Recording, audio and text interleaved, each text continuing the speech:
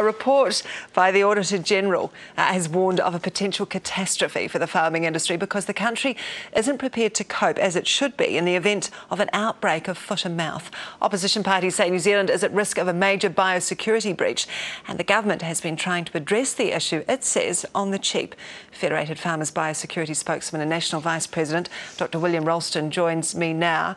Hello, Dr. Rolleston. Thanks for joining us this morning. Tell us a little bit, if you can, what is foot and mouth and why it's such a destructive disease? Well, foot and mouth is a viral disease which is highly infectious and highly contagious. So if we get it, it spreads from one animal to another. And not only that, but it spreads across a number of different animals, so cattle, sheep, pigs, and other cloven-hooved animals. The big issue is that it's a disease which countries don't want, and because it's so easily spread, if you get it, your trade is in great trouble.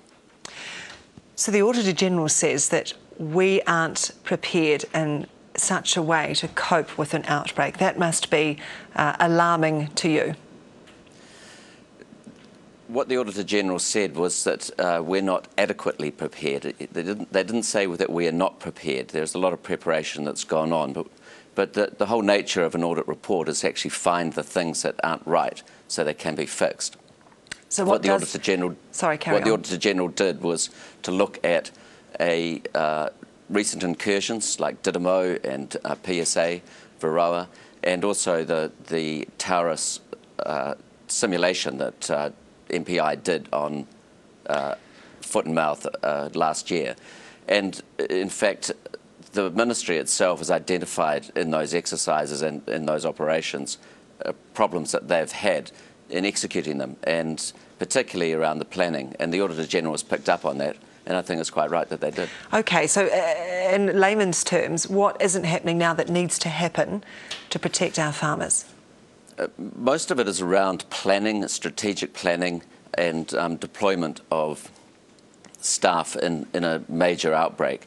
I mean, you can imagine that if we had a case of foot and mouth, and we all saw what happened in the UK when they had foot and mouth, the resources that are needed are quite substantial, and we need to plan very carefully and very thoroughly so that we can actually not only cope with a situation like that, but also run the day-to-day border control as well.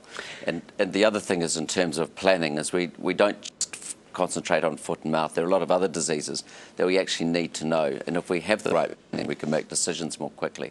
OK, if foot and mouth did hit New Zealand, MAF suggests it would cost 20,000 jobs. It would cost something like $10 billion to our economy, which we just simply couldn't afford. If it is to come here, how could it come here and from where? Well, if you look at what happened in the United Kingdom, I understand it came in through food which came from the airports. So there are meat products that are coming into New Zealand, either legally or illegally, which may carry foot and mouth. So they need to be checked for.